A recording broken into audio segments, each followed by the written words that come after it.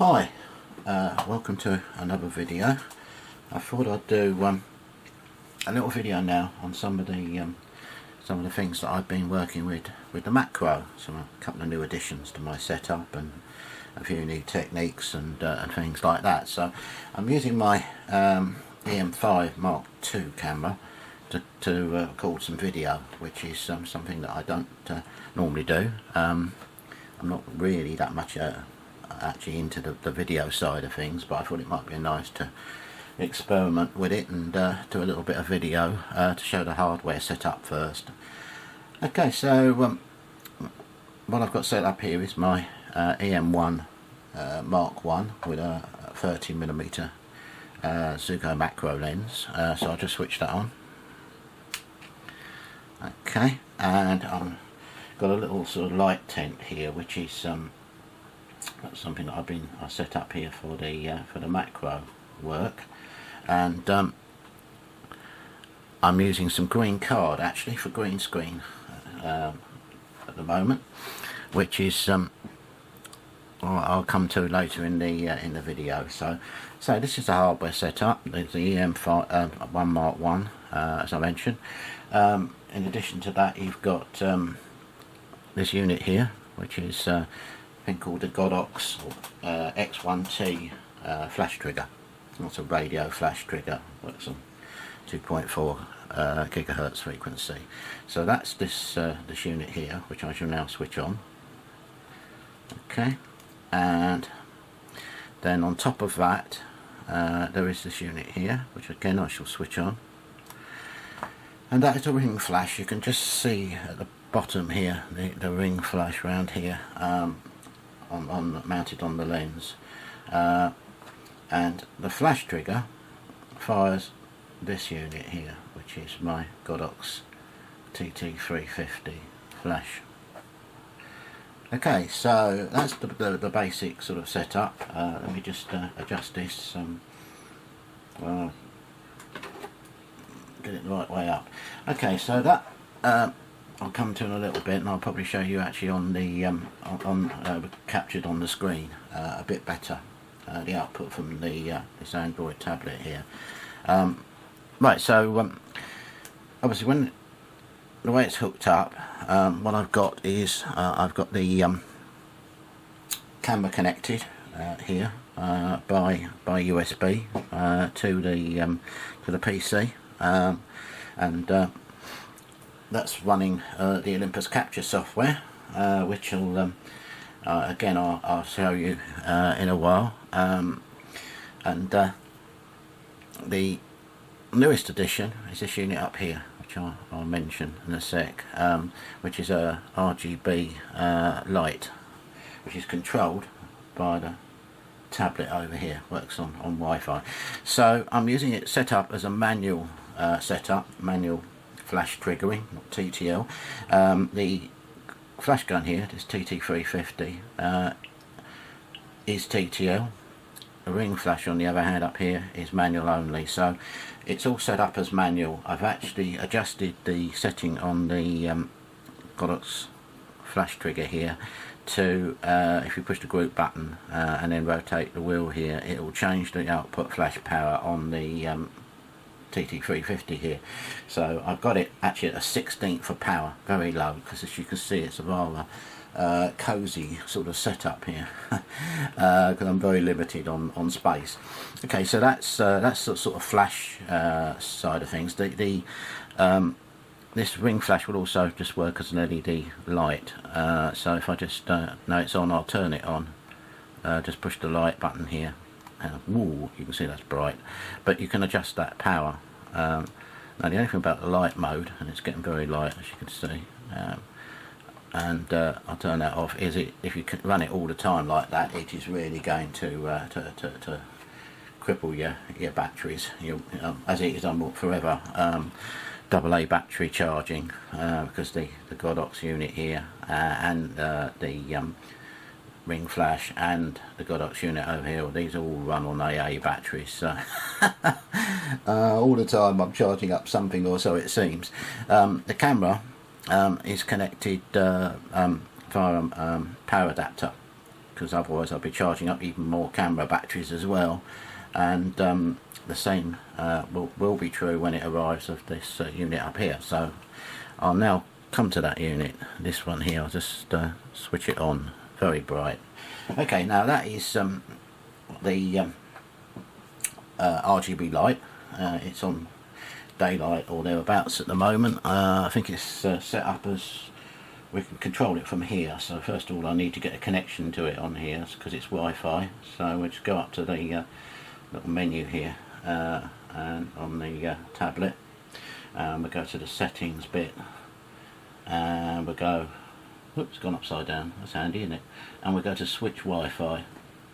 Maybe I'll just take it off of that stand and bring it a bit closer so you can actually see it a little bit better. Okay, probably not wildly in focus, trying to adjust it here. So switch Wi-Fi, there's a setting on it, which is what I want to do because I want to get this tablet talking to the Wi-Fi in the light. And what I'll do now is I should just let's have a look at saved networks. I think I've got it set up as a saved network. There it is, GVM LED it's called. So we're okay on that. Let's go back. There it is, GVM LED. So we're going to connect up to that now. Once that's done, it should take a second. There we go, connecting. It's connecting now and connected, it says. Right, so I'll go back a couple of times on that to get back to the main display on the software. Put it back there somewhere on a little stand out the way so I can. Right, so now it says connected, and as you can see, I'll do this actually in capture it on the PC using Viveza software in a little while, which will give you a much probably clearer display. But now it's connected, I can adjust various things on here. So we're doing it actually. So we've got the colour temperature. We've got a colour wheel here, which, what's that? That's a sort of purpley bluey colour. We've got power output, which is on 100% at the moment. That's why it's so bright. Let's bring that back down to where are we now? Probably about 17% it says. And so that's and there's a saturation slider. Let's go back, come out of that. That's my battery alarm warning. Okay, so that's some basic control. You've got some controls up here as well, and as you can see on the top here, there's actually an LCD panel, which is giving you the brightness and the hue. So 17% brightness, 310 hue, which corresponds directly with the unit here. It says 310 hue, down the bottom here, 100% brightness, and you can adjust that on the back. I quite like the app actually because it's quite a nice sort of working setup. But as I say, that's just going to change the colour. Now, if I turn it off, which you can do with the centre button, now you'll probably see how blue the background is. Now it's a sort of bluey colour, so that's completely overriding the green screen. I'll turn that unit off, and you can see it's green. That is more or less the colour of the of the green card that I'm using for the green screening. But if I turn this on, it's a shade of blue now, so I could do some blue screening if I adjust it as I wish. But I probably would substitute that green card with some nice white card. Now there's a nice shade of blue, probably not shown so much on the video here, but it will be shown on the monitor display, and I could just use that for doing some blue screening without having to change the backdrop at all. Of course it will, it's blue light, and it's showing blue light onto the subject, or would be, as much as it is onto the background. So that's not the way I'd really do it, although the software is very good at removing blue or green from the subject. But it's just a quick demonstration of the light itself. So I'll turn that off. It comes on set at white, as you saw. So you haven't got to fiddle around trying to get the thing back to white.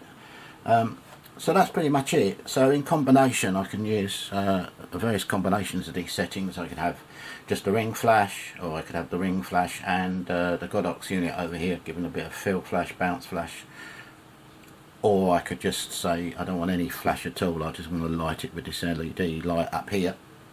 And if I do want to light it with the LED light, then I have a choice, as you saw, of colours and so on. So I think it's a pretty versatile sort of setup.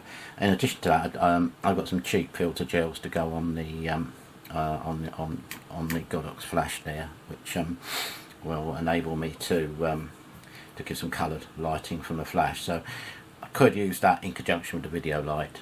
Say put a couple of a red gel or whatever on there and adjust this to another colour, or maybe red again, and play around with some lighting like that.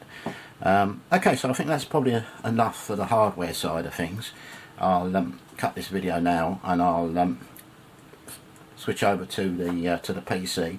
I'll probably just recap a little bit on the video light side and capture, as I say, the tablet on the PC screen.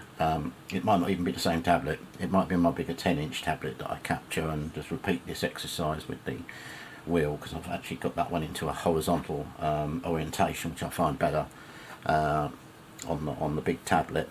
Okay, so that's it for this video. I'll see you in a sec on back on the computer.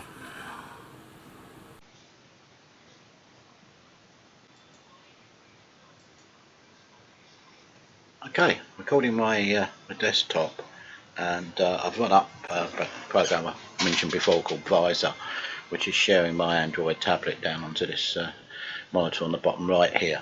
Okay, so I've got the RGB light fired up, and as you can see, it's very red at the moment. And what I'm going to do is I'm going to drag my finger around on this colour wheel here on the tablet. You'll see it on the monitor on the bottom right there, which is as I say, the output from Viveza. So it's red at the moment. Let's see what happens. Let's go a sort of purpley colour, about that, and blue, bluer,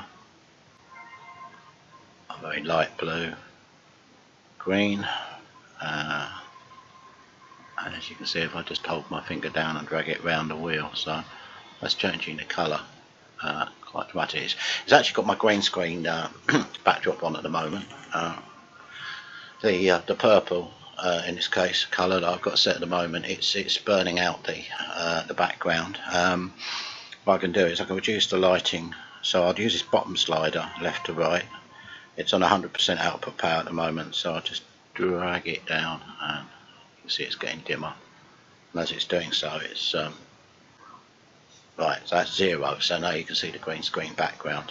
Obviously I'll probably just substitute that with a white background when I'm doing this for real, but we'll just go back up. I'll just increase the brightness slider. Now, the top slider is the colour temperature, so it's on 5600 Kelvin at the moment, which is pretty much daylight. So as we reduce it down from blue end down into the warm end, you can see what's happening there. So obviously you can use all these sliders in conjunction with each other to get the effect you want. So and I'll move this middle slider now and see what's happening again. Okay, so on the top left monitor we've got the output as it's being displayed in the Olympus capture software, and you see I've enabled the focus peaking, the yellow highlighting in there. And on the top right, as you can see, a few that I took here, some I made earlier when I've been experimenting. I'll take another one with this purple background. So if I've got it set up aperture at f10. This is using the 30mm Olympus macro lens. So f10, ISO 200, and auto white balance. Manual focus, and as you see I'm using, say, the focus peaking.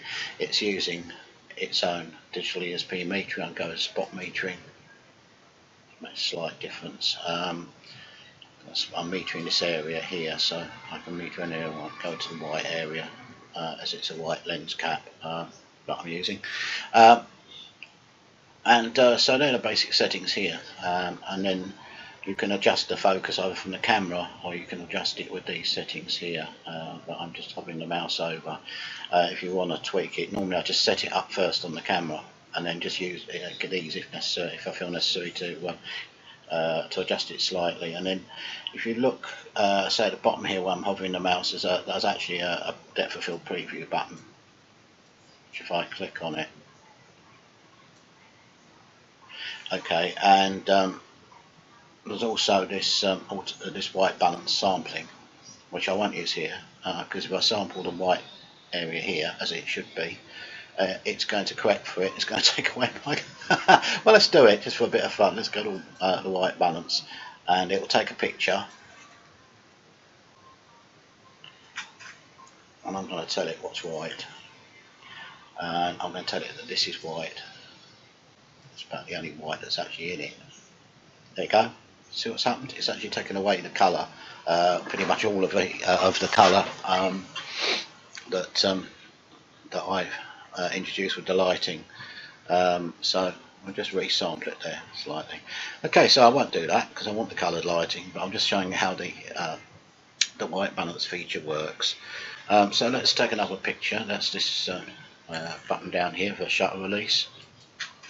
And you'll see it appear in the Olympus Workspace software over here in a minute. Now these are all raw files, or Olympus's own raw file, or file as it's called.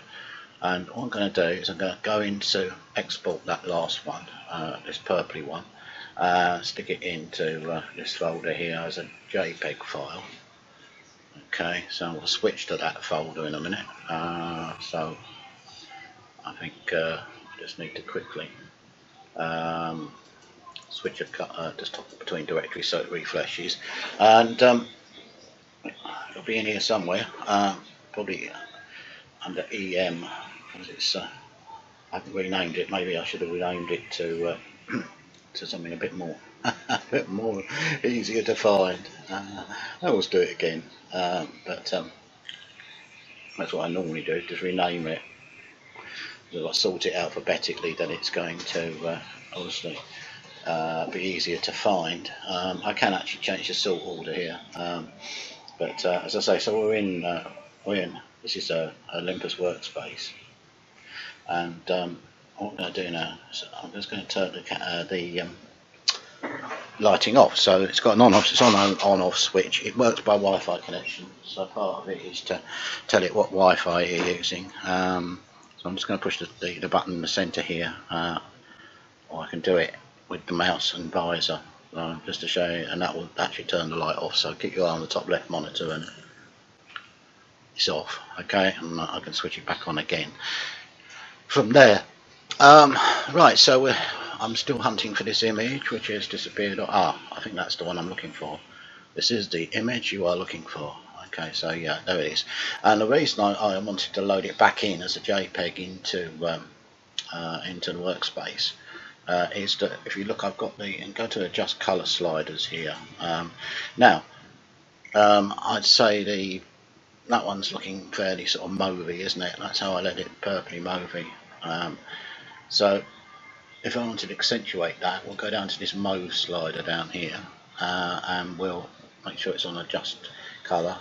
You can see it made a subtle difference then, but if you go to hue, for instance, and adjust that one, say this one here, and we'll make it even more. We'll probably go for that. Whoops! Go for that next slider down as well. Maybe I'll do all of them actually. But now this is useful. I don't like that anyway, but I'm just showing you how you can adjust from there, because this is very useful if I've got one with blue or green in it. I'm not taking with coloured lighting, but just oh, that's a good one. Let's go for that. That's one I've already. Here's one I've already adjusted. Let's go for that teddy bear one. This teddy bear one. Now that's shot with pretty much, say, not shot with any coloured lighting, but it's shot with just normal sort of daylight colour rendition on this green screen backing. So what I'm going to do, I'll do it bit by bit. Let's do it. We'll adjust colour. I'm interested in green here. Let's take a couple of green sliders and whack them right up. Well, that first one did it probably enough, as you saw, so I won't bother adjusting that one, or maybe I will just go full mark. Now you see that has made the green very much greener, so I turn that off and adjust colour. This is the view, this one here, so we'll turn off the adjust colour slider. There you go, that's the green as it's shot, that's the green as I've made it now. So that is really useful for green screen, and indeed blue screen. If I wanted to accentuate the green or the blue in one, so I just scroll. I've got loads of stuff in here, up and down a bit, see what else we can find. Right, there's a blue screen shot as blue screen without any adjustments. So again, I was already on colour, so I need to just find blue. What am I in? Let's go to hue, okay, and just find the blue sliders and up those. Experiment here until you get it sort of as you want it. Right, just right. So those. So that was a hue adjustment, I think. Let's go for. Alright, doesn't matter. I'll get it back down to small size. Saturation. Saturation I was doing. We've got hue, luminance.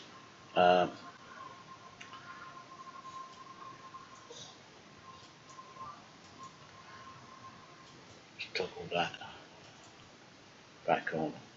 There you go. You see on the left here of those two, but there is the I suppose you say the unadulterated image, and on the right hand side here you've got the adjustments I'm making.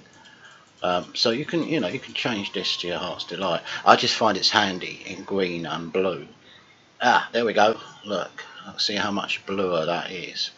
It's kicked in. I think there's a bit of a delay here because I'm using the capture. So we've just about changed every blue setting and upped it to the max there. So just colour off. Look at that. If you look at this image here, just colour on, and again look at that image. So you see it just made quite a difference to the intensity of blue. In fact, if you look at the one below it, on one of these other ones I've adjusted, that's the green one again. There, that's blue. That's blue as shot. That's blue as adjusted. So that's another little trick or thing that I find handy in the blue screen and green screen software when I'm doing blue screen and green screen. So I'm just going to pause the video there for a minute and I'll fire up something else that it's a piece of software called Green Screen Wizard, which I've recently upgraded to the Studio Pro version, I think it's called, or Pro Studio version or something. It doesn't really matter, I suppose. And we'll just have a look at something green screen in there. Right, I've loaded up the Green Screen Wizard software, and I'm going to load in a foreground image, which what I'll do is I'll pick let's pick one of those teddy bears. One minute.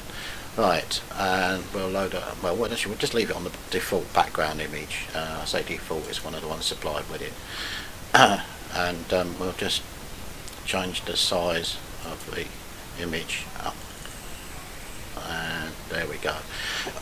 Right, so that's reasonable enough to start with. Not perfect, but pretty reasonable. Now that you can do lots of adjustments in here, but before we go there, I'll just show you that here.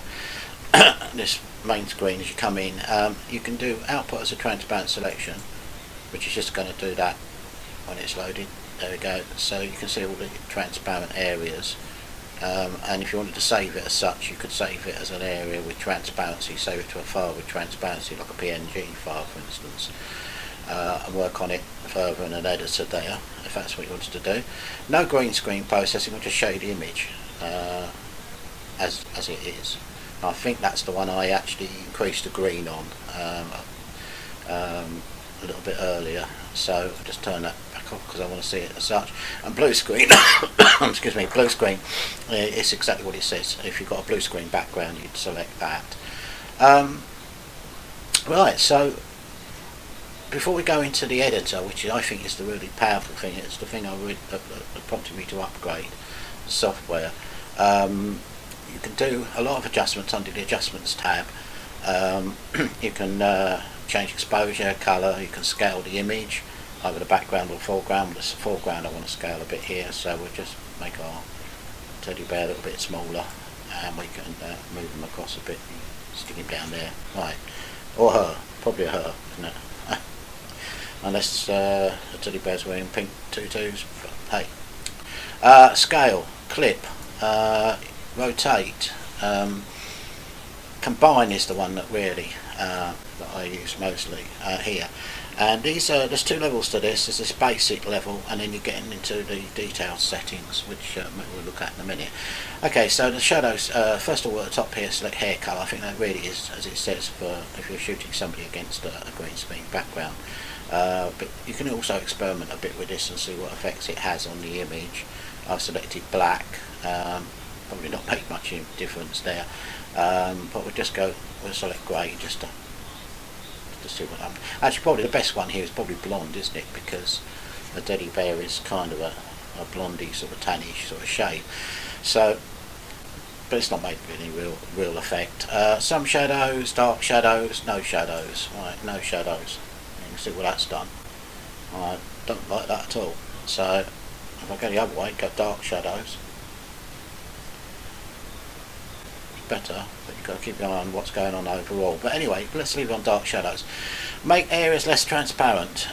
Probably not what I want to do. Make areas more transparent. Yes, probably something I do want to do, but again, the effects are very subtle. Remove green tint from the subject. I don't think there's much of a green tint in the subject, but it doesn't do any harm to enable it. And see what happens. A lot of this is obviously experimentation. Brighten, that's one I normally turn off. Let it redraw. Okay, so I'll put that transparency back on normal, or even less. No, leave it on normal. Now, this is the area where you go in a level deeper. This is the detailed settings. Now, here you can adjust things in much more detail than we were just doing. Adjust maximum background green. It's largely trial and error experimentation, unless you do a lot of the same thing and have some sort of formula. But I normally put that one right up, but not here. You can see what it's doing to these areas here, so you probably need to go a bit the other way. Let's go the other way. Right, that way. Again. Move it there. So we can carry out some adjustments here, but the editor is the really powerful thing. So we'll leave it there and we'll go into the editor. Let's go back to the home, let it redraw, refresh. There is also this option to pick adjustments up here, which will give you a set of adjustments that may or may not work for you, like presets if you like. I prefer to sort of tweak it for myself, but I will go into pick adjustment just to see if it can save me. It's smart enough to save me a bit of work. So maybe we'll look at that before we go into the editor to see if it can find anything it reckons is going to be a shortcut to getting the result we want. So it can be a little bit slow to redraw and finish its high res combine processing or whatever it's doing there, which can be a little bit frustrating, especially when you're doing a video. Or maybe it doesn't normally take that long. So, but you don't get access to this pick adjustments bit until it's done that. Can we get to editor yet? No, not really. We just have to wait. So that can be a little bit frustrating, but I can have a sip of my tea or something to while away an absent few moments time. And don't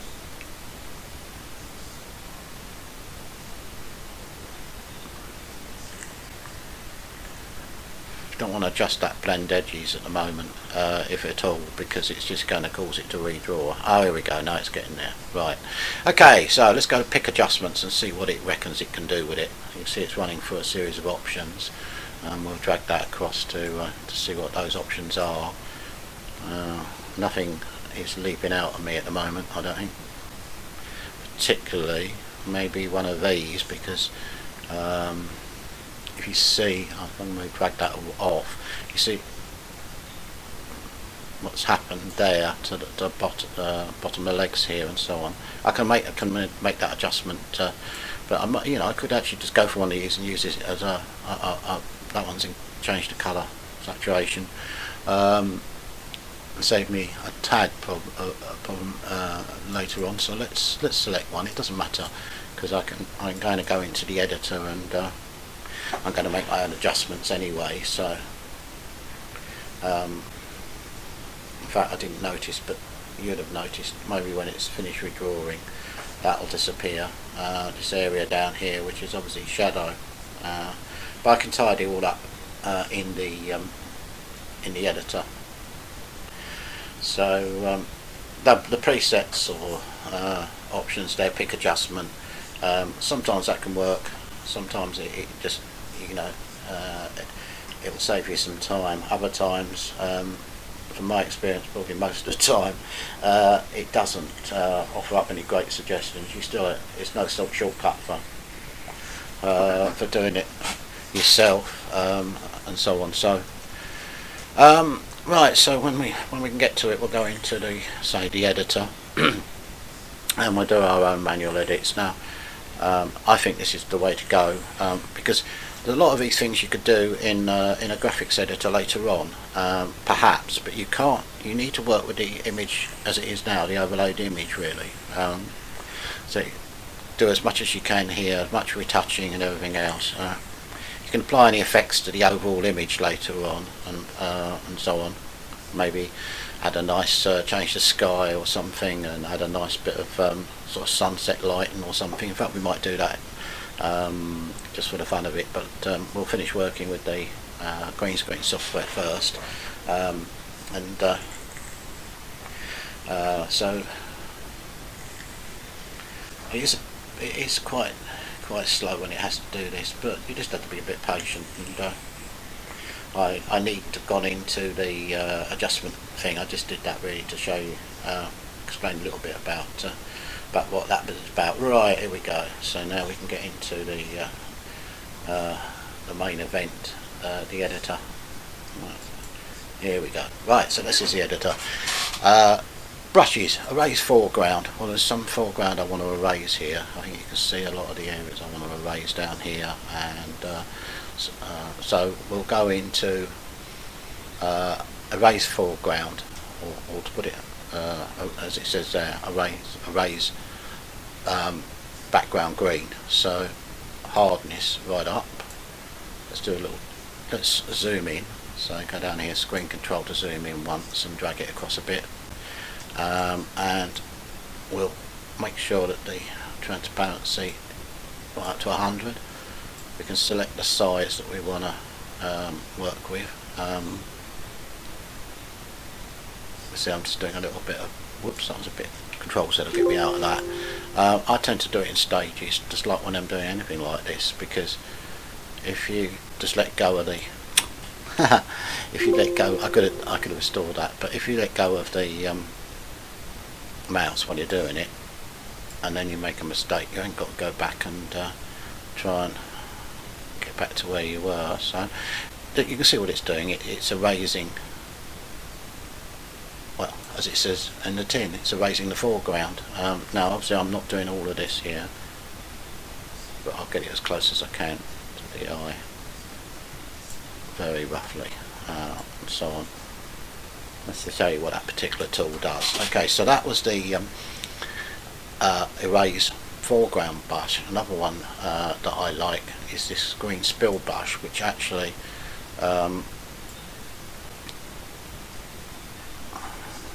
hang on, sorry, let me undo that. Yeah, the green spill brush can be useful. Let me zoom this back out for a minute so I can see more of the image as a whole. I'll just drag it around a bit, get it somewhere. Right, it's pretty good actually. There's not a, yes, there's this coloured fringing areas here, which let's go through the two tools. We've seen erase foreground. There's one called restore background, which sort of works the other way. If you've erased something, like for instance, well, let's do it. It says restore foreground. So first of all, I've got to erase some foreground. So let's chop off his ear, or its ear, and now we go restore foreground. And we'll put its ear back. Now you see it's got some green in there coming back from the. Now it's finished doing his ear. Now if you go green spill, and you get the hardness of plastic, right, so on. I think what the tool I want here is there's a hair tool. Is that the one I want? Yeah, the hair tool. I can get rid of it.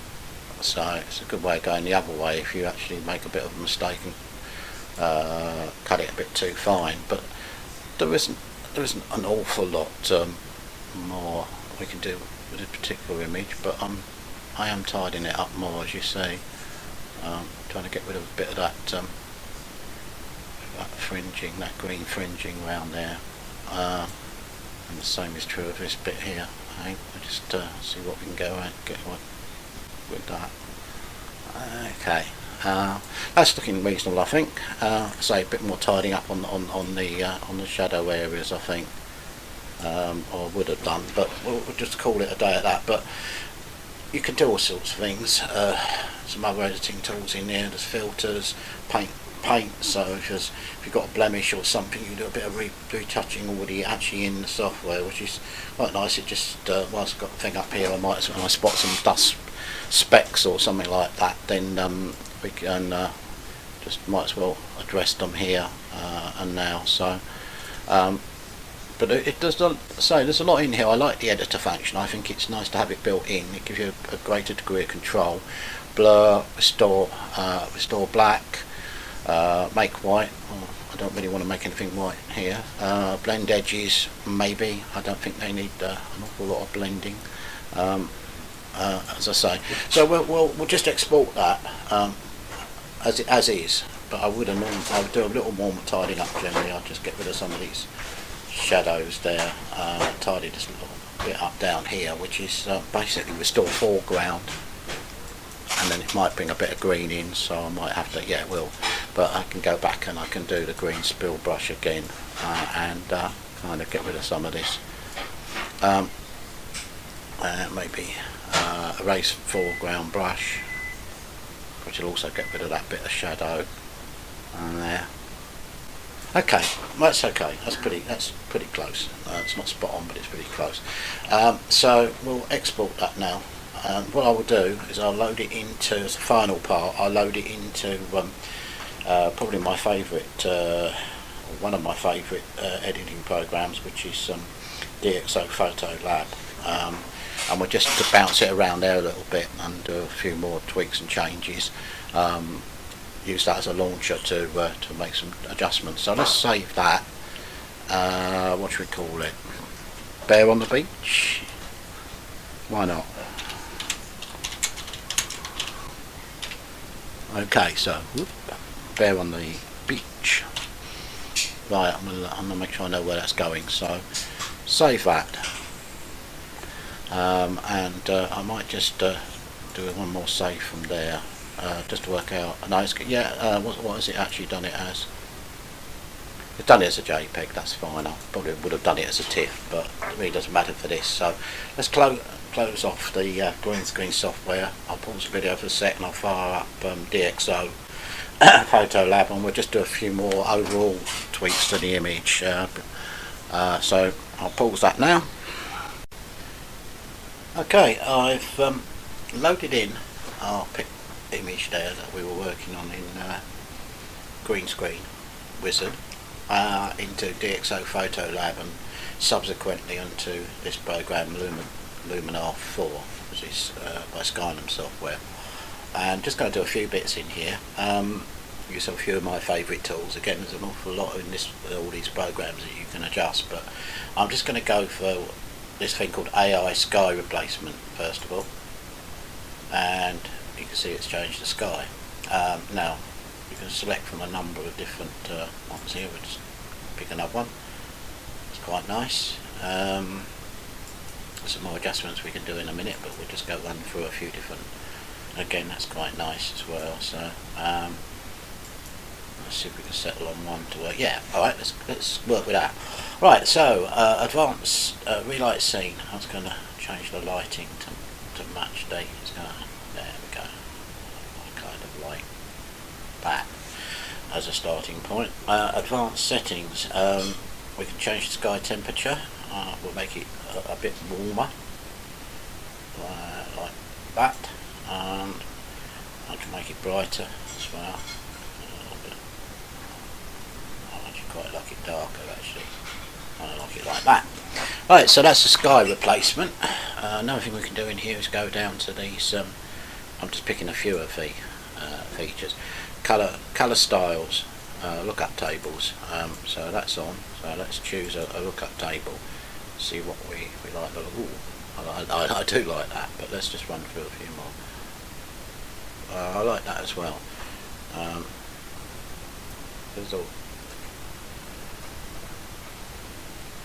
Okay, let's go back to, I think it was that one I liked. Yeah, I think it's one called Long Beach. Right, so that's the lookup table. And oh, Bakersfield, slipped in the wrong one. Let's go Long Beach. There we go. And again, you can change the saturation, the amount, and so on. So maybe we'll just have a little play around with that. Let's see. Saturation maybe a little bit. Yeah, okay. So that's another feature, these lookup tables. Another one still is this thing called AI Augmented Sky, which is great fun. So let's go object selection.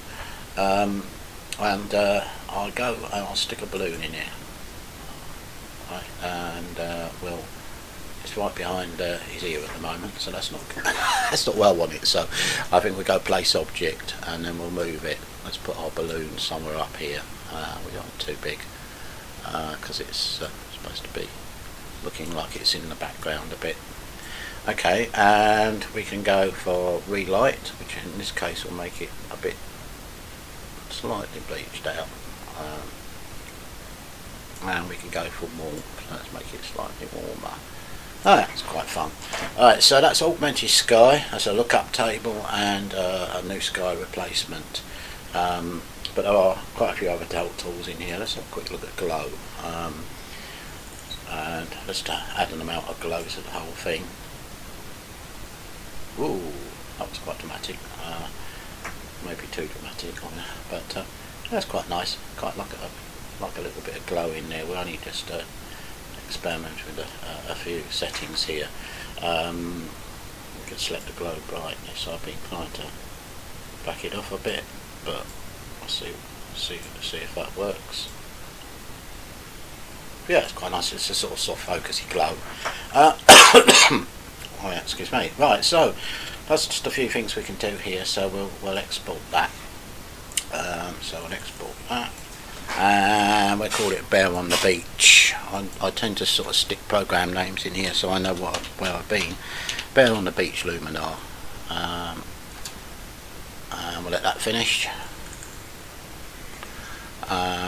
We're going to have a look at it in a sec back in DXO Photolab, which is where I launched it from. Okay, before I put the finishing touches to it and one other piece of software, I'm just going to go, whilst I'm in DXO, back in DXO, I'll show you some of the features of DXO itself. As I think I mentioned earlier, it's pretty much my favourite piece of software as an all-round editor. I initially bought it because of its excellent lens corrections, but it's grown and grown in different versions, and this is version 3, which has got some really nice new features. one in particular that I like is this local adjustments tab or option here. So click on the tool option, and if I right click on the image, I can do various things in here. There's a brush tool which I will use, but I won't necessarily do anything with. If I right click now, I can change various options within the area that I've just put on there. So colour, vibrancy, light, go to colour for instance, and what I probably should have done actually, if you go over here, it's got brush, so we'll just turn that brush off. We'll use another one just on this bit of rock down here, because it's quite a nice self-contained area to work with. Or the blue maybe up there. Anyway, we'll stick with the rock. We'll go brush, and you can change the size of the brush up here. Obviously, I don't. It's a quite small object, so I don't want to use too large a brush size. And we'll just try and get most of that rock, not necessarily all of it, but most of it. Okay, that's pretty close. Maybe I'll back the size of the brush off a little bit more and try and get this bit down here as well. Okay. I'm not doing this with any great level of precision, as you can see. Right, it's just a rough test. So now what we can do is we can change just various settings within that area. So detail, as I say, colour, change the vibrancy, saturation, there's other controls here. White balance. White balance is interesting because it's just going to change the white balance of the selected area. In this case, just the rock. Now, I'm not see why I need to particularly do that here, but you know, it's a very powerful tool. There are places where you would want to do that. Maybe the detail tool. Maybe just bring up the sharpness of the rock a little bit, which I shall do. So that's as I say, the local adjustments tool. There's a lot in here. Obviously, you can just bring up the sharpness of, as I just did with the rock on the bear's eye, and so on. So that's a nice feature of new feature of DXO. But you've got lots and lots of options in DXO, as you can see here. Smart lighting is one of my favourites that I like to use, and the same is true, and all with clear view. There we go, there's clear view. Now clear view is nice. That's very intense. Actually I quite like it, but I can back that off. Let's turn off smart lighting, which I've also got on with it. Smart lighting is actually not making a lot of effect in this particular image, but you can see what clear view did. Look at that. That's quite nice. As I say, colour. There's so many colour accentuation, selective toning, noise reduction, all the things you kind of expect to find in an all-round sort of editor like this. But so that's just a little bit about DXO, colour picker, white balance tools, all sorts of things that you use. But I really like the effect, as you can see. I'll top it off one more time. That DXO Clearview. This is Clearview Plus. This is a new, improved technology that they brought in version 3. But anyway, that's Clearview, and just going to pause the video there, and I'm going to load it into one last piece of software to put the final touch, or a final touch to it, which is by Topaz, and it's called Topaz Sharpen AI. So let's pause it there for a second. Right, for the final touches, here's the image in Topaz Sharpen AI, and this is just the default setting it's loaded into with a manual selection mode. So you can see I can change sharpness, suppress noise, add grain in that mode, or I can go over to the auto mode and let it have its best guess at it. Okay, now this is a 50% view. This is its minimum level of magnification. You can see a little bit if I move a slider of sharpening going on, but let's do it and up it to say 200% view, so we get a real close up of the texture of the bear's fur. And again, we'll move the slider around a bit and you can see what it's doing. It's quite appreciably sharper.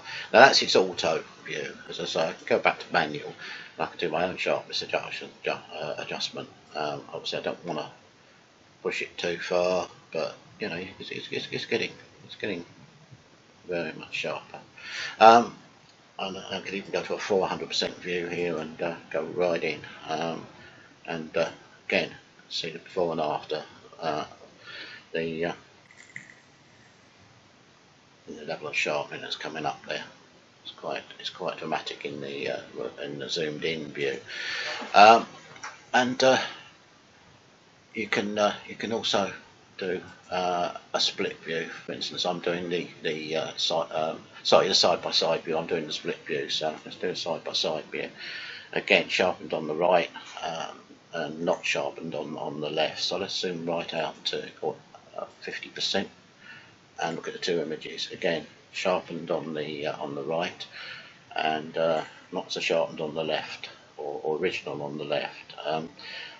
Okay, so that's the sharpening as a bit of a final touch there. It's got stabilize and focus options in here as well. Stabilize will adjust a little bit of camera movement, and focus a little bit of focus adjustment. I really don't think I normally have much use for those personally, because I'm happy to say that the OMD cameras that I use, of their image stabilization is, I think, absolutely superb. So with five or so stops, more than that in the latest models, I think it's 7 on the very latest models of image stabilization. I don't normally need to stabilize or adjust the focus particularly, but you can do it. But as I say, the Sharpen tool is the one that I habitually use. So let's go back to the split view, and we'll just again we'll just do a quick sort of left to right pan. Not so obvious in that view as it is in the close-up view. You can see the areas here. Unfortunately, I missed when I was just doing a very rough tidy up of in the green screen software, but that'll give you an idea of the overall. So we'll save that image and we'll bring it back into DXO Photolab,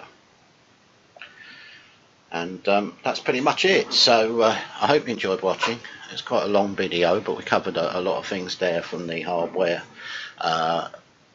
through to the capture software, and then the green screen software, and subsequently a bit of further adjustments in DXO and Viveza and Luminar and so on. So there's my final image, which I'm going to export to a disk, just to make sure I got it somewhere. Right, so that's it. I use a unique name. I don't want to overwrite anything, and that's it. Done. So that's it. Anyway, I hope you enjoyed watching, and I'll see you soon. And best wishes and stay safe. Not quite over. So I forgot to mention one of my favourite tools of all time, which I've loaded the image back into. It's part of the Nick collection. It's called Viveza 2, and the power to this software is in the control point technology or function. So I'm going to add a control point. And what I'm going to do is I'm going to I'm going to hold down the control key while I add a control point. I'm going to put it right on the bear's head or face, and I'm going to select the control point, and I'm going to hold the Alt key down, and I'm going to do the same thing and put one on his foot, on this foot I should say, and again I'm going to hold the Alt key down. I'm going to drag that control point down, and I've got to put it on his other foot, and now the control key to see what areas are selected. Right, so I've got 3 control points, one on the head, one on each foot, and I'm going to group them together using the group tool at the top here. Select them first, so control, hold down the control key, control point 2, control point 3, and then click on the group tool. Now, any adjustments I make now will be made to all 3 simultaneously or collectively. So I'm going to change what I'm going to do is I'm going to change the saturation. I'll go right down. There's one anemic looking teddy bear, so we won't do that, but I can change the saturation. I might even want to just reduce the saturation very slightly, and it is very slight. You can see if you turn the preview off, but that's off. That's back on. But you can do a lot with control points. That was just a very simple example. I'll add another control point, and this one will be, again, I'll hold the control key down when I'm doing it to try and get as many pink areas as I can. And I'll do a similar thing on there. I'll maybe make it slightly less pink. That sort of pink. And of course you can increase the brightness, contrast. I mean, contrast is going to do, it's going to make it pinker, because it's also adjusting the sort of micro contrast adjustment.